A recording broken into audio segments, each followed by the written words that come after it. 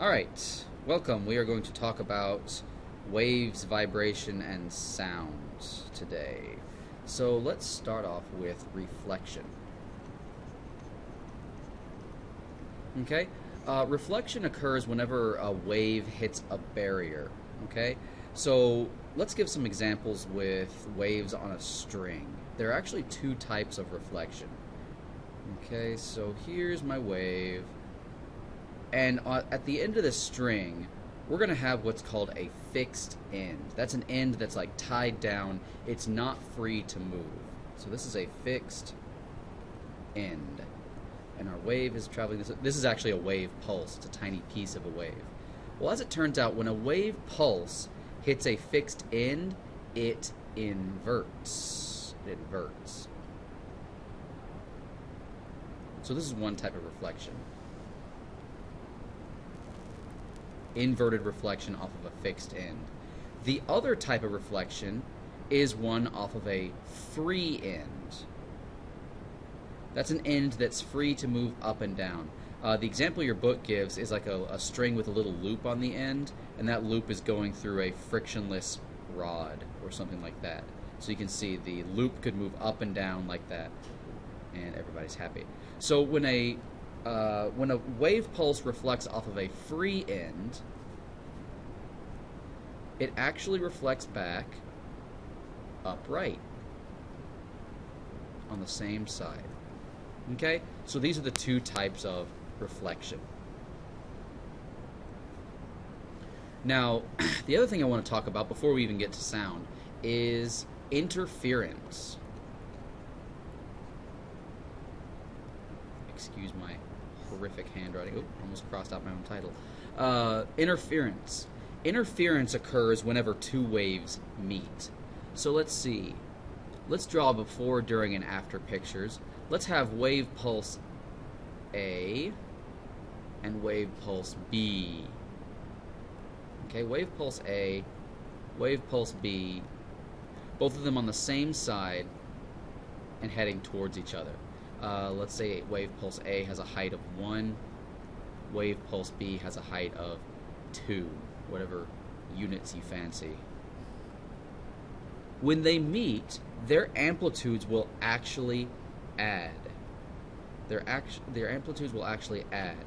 So you get this big old monster mega wave, A plus B, with a height of 3. Okay? This type of interference is called constructive. Constructive interference. Now what's surprising is what happens afterwards. We just got done with a momentum unit, right? And for matter bounces off itself. Well, waves are not matter. Waves are actually a method of transporting energy.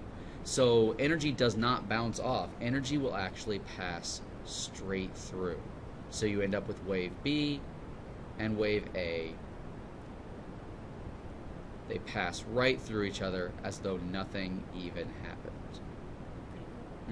Very cool. So this is one type of interference, constructive interference. Let's look at the other type. Some of you may be thinking about it already.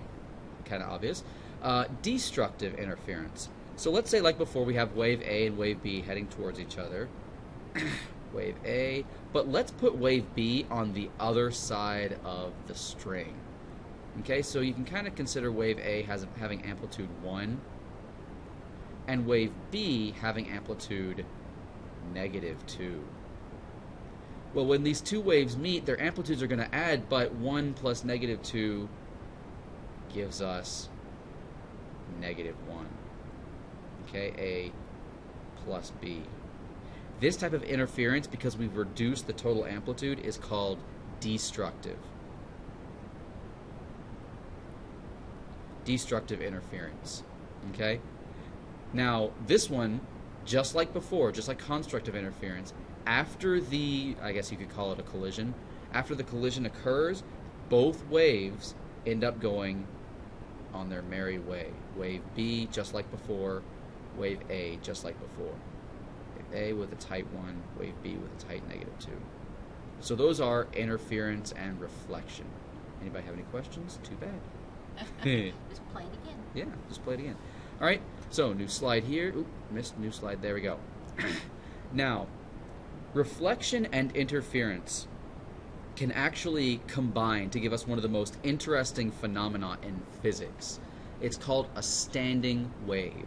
So think about this. Let's say I've got a wave pulse going down a string. Actually, not just a wave pulse. Let's send regular wave pulses, a bunch of them. Bum, bum, bum, bum, bum. Down this string, heading towards a fixed end. Okay? Whoa, what's going on? That's the weirdest thing that's ever happened. What's going on? Is it running out of battery? We'll edit that out. We'll have our team edit that out because I can't even get the eraser. I don't know. Whatever. So just ignore this. There we go. So a bunch of wave pulses heading down the string towards a fixed end. Well, remember, fixed ends reflect inverted. So these regular wave pulses travel down, they reflect back inverted, and they start interfering with themselves. That's right, interfering with themselves. So what you end up happening, if you time your pulses right, is a pattern, an alternating pattern. And this alternating pattern ends up pretty much staying in place. It's called a standing wave. So here's the normal string. The dashed line is where the string would normally be without any wave pulses. And the wave ends up moving up and down. Up and down just like this. Okay? This is one example of a standing wave. There are other examples, like for example you could have one big standing wave, or you could have three crests like this, so on and so forth. You kind of get the idea. But the reason it's called a standing wave, and if you're confused as to what a standing wave looks like, go onto YouTube and look it up. They're really cool.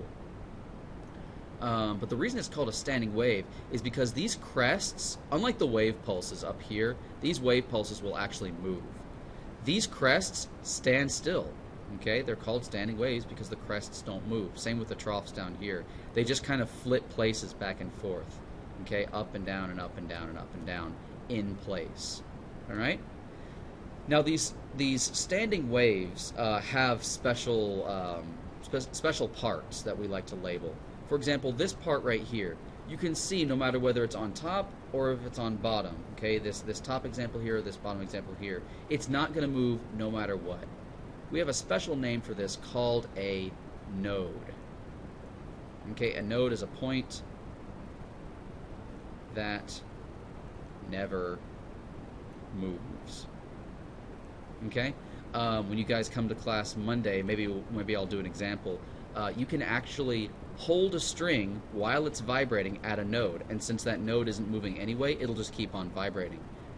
It's pretty cool to do. The other point we like to label is this right here. It's a point of, oh gosh, it's doing it, maybe, I don't know. Maybe it's a dumb thing, I don't know. Okay, anyway, so this will be our blooper reel. Okay, this is called an antinode. Okay, the point, I gotta write over my scribbles, of maximum, the point of maximum displacement.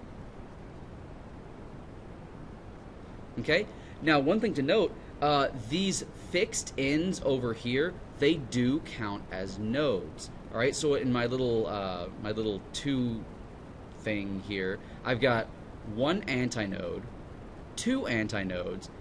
Okay, let me label them with A's, antinode, antinode, and 1, 2, 3 regular nodes. Okay, here on the next one, I've got a node on the end, a node on the end, and an antinode in the middle. Okay, and I can keep on going here. Node, node, node, node, antinode, antinode, antinode. Okay, so you can kind of see how that works. Okay, so those are nodes and antinodes for standing waves. Now, how does this relate to sound?